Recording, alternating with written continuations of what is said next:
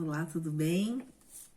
Então, nós chegamos no nosso 7º capítulo deste livro, que se chama Quadro Doloroso.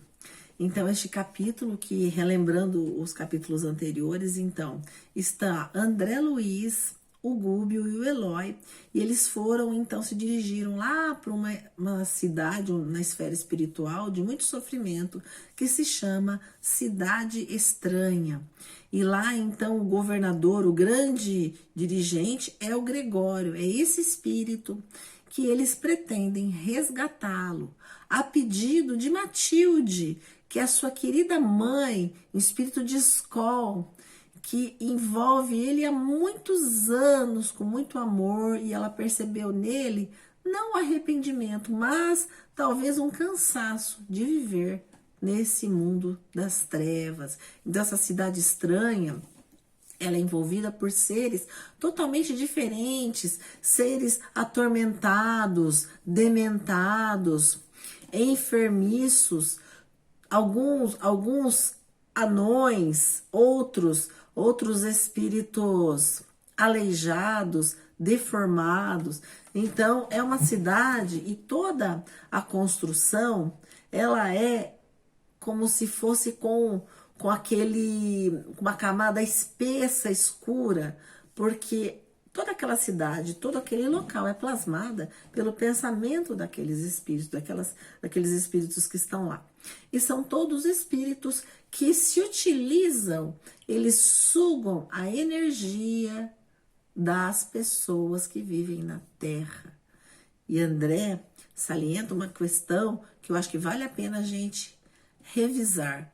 3/4 da população da Terra é vítima dessa vampirização por conta dos seus desejos, por conta dos seus pensamentos e por conta de plasmarem, né, esses desejos, esses vícios, a vida voltada à matéria, a todo tipo de drogadição, de vícios, de apegos, de sentimentos de vingança, de vaidade, de orgulho. Então, todos esses sentimentos nos tornam vítimas desses espíritos que muitos deles moram nessa cidade estranha. É interessante que aí, então, eles se ausentam. Então, André, o Gúbio e o Eloy, eles se ausentam daquele cubículo onde eles estavam, porque eles já tinham conversado com o Gregório e eles estavam, então, observando as pessoas nas ruas. E eles falam que lá coalhavam na rua tipos característicos da normalidade deprimente, aleijados de todos os matizes, idiotas de máscaras variadas, homens e mulheres de fisionomia torturada. Iam e vinham, ofereciam a perfeita impressão de alienados mentais, exceção de alguns que nos fixavam de olhar suspeitos e cruel, com manifesta expressão de maldade. A maior parte, diz o André, situava-se entre a ignorância e o primitivismo, entre a amnésia e o desespero. Então, esse era o panorama desse local onde estavam esses 3 companheiros. E lá eles dizem, a conversação ociosa era o traço dominante. Então vejam que às vezes nós nos deixamos levar por conversações ociosas, por assuntos menos dignos, pela maledicência. Então todos esses assuntos também nos ligam com esses espíritos malfazejos.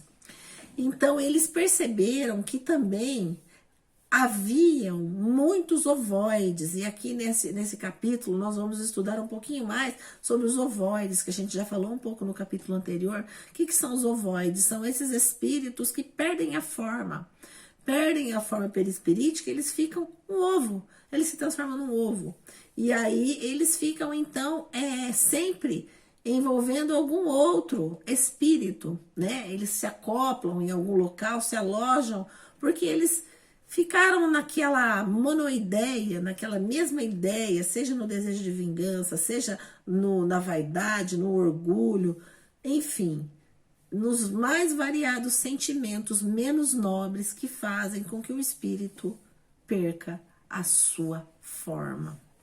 E aí o André coloca que as edificações, exceto o Palácio da Governança, que era onde o Gregório vivia, era um aspecto, as paredes revestidas de substância semelhante ao lodo mostravam-se repelentes à visão e também ao olfato. E aí eles vão então caminhando e eles começam a perceber, vocês imaginam o local. Lá o sol, ele parecia uma lua sangrenta. Então lá não havia tanta luz, era meio aquela escuridão e havia como que se fosse uma névoa no ar. E ele coloca, né, que essa matéria plasma os impulsos de todos aqueles irmãozinhos que lá estavam. É interessante notar que o Gubbio coloca, né, pro André a importância dos pensamentos enquanto forma, e tudo que a gente pensa, ele cria uma forma em volta de nós, em volta da nossa mente. E isso vai atrair para perto de nós irmãozinhos melhores ou piores. É interessante que o Gubbio, ele coloca aqui também que o homem, né, as demonstrações de ordem superior não eram suficientes, mas lá naquele local haviam muitos irmãozinhos da esfera superior que estavam massacrados, eles estavam todos se fazendo pertencentes àquela cidade, né, para que pudessem envolver os irmãozinhos que estivessem com o coração já aptos a serem encaminhados para outros locais. E ele fala que a renúncia opera com Jesus em toda parte. Imagina a renúncia desses irmãos que tinham que trabalhar nesse local, onde eles tinham que mudar a densidade do seu perispírito e se fazer parecer como todos aqueles transeuntes daquela cidade.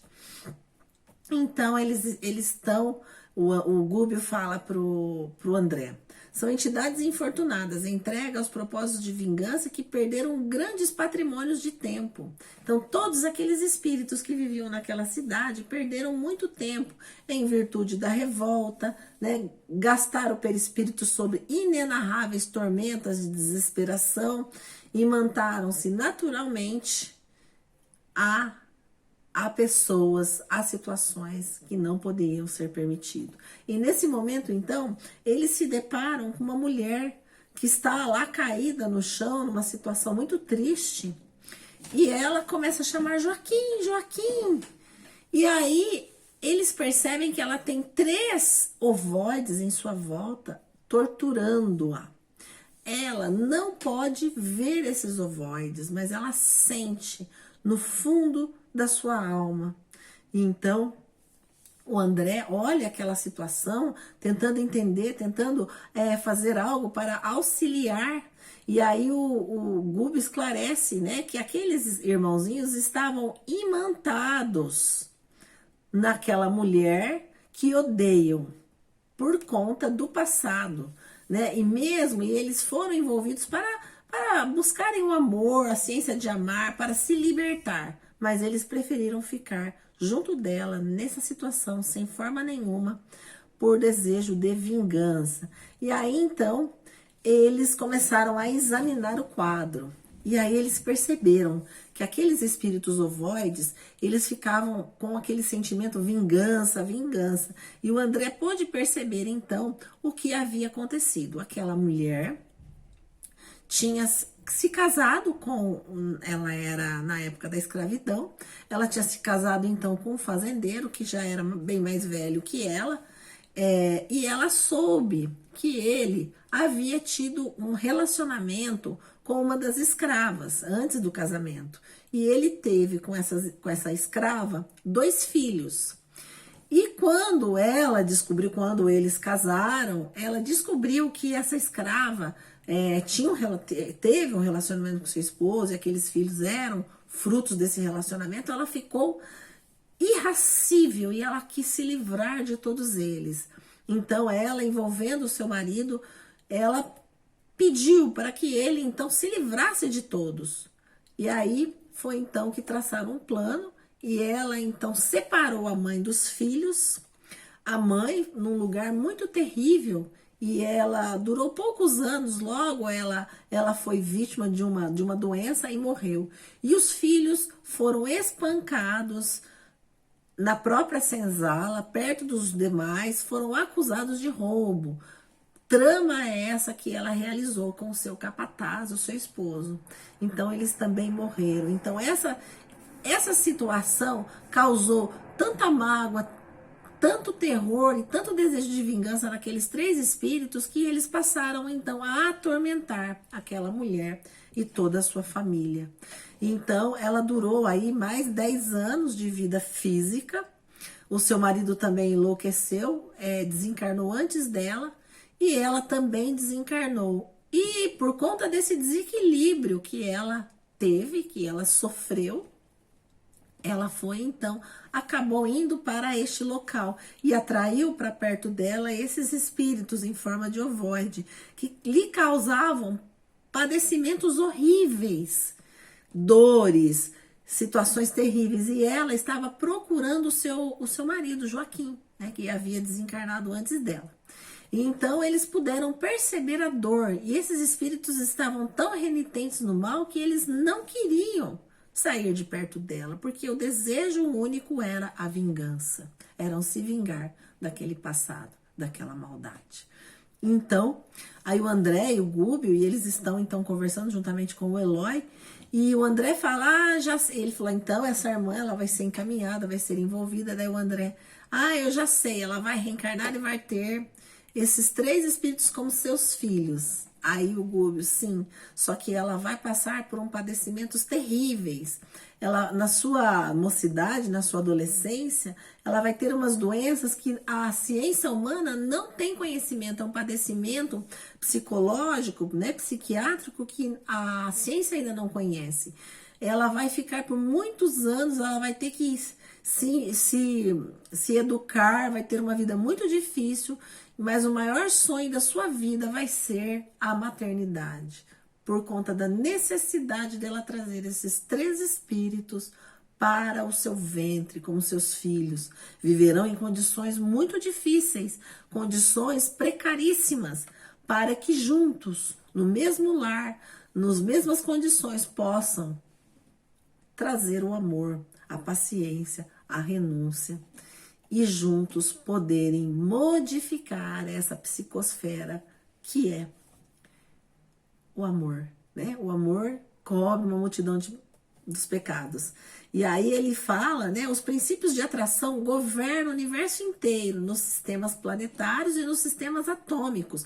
Vemos o núcleo e os satélites na vida espiritual, os ascendentes. Elevamo-nos com aqueles que amamos e redimimos ou rebaixamo-nos com aqueles que perseguimos e odiamos. E aí então o André, né, de posse dessa lição, ele termina, o Gúbio termina falando o seguinte: o reajuste na forja do sacrifício, recambiando-os à estrada certa, será, na condição de mãe, um ímã atormentado ou a sede obscura e triste de uma constelação de dor. Então, meus irmãos, nós podemos perceber com essa lição as bênçãos da reencarnação, que é o amor, as oportunidades. Deus nos concede a cada dia uma nova página da vida, uma nova oportunidade para que nós, então, mudemos o destino de cada um de nós. Que Deus os abençoe.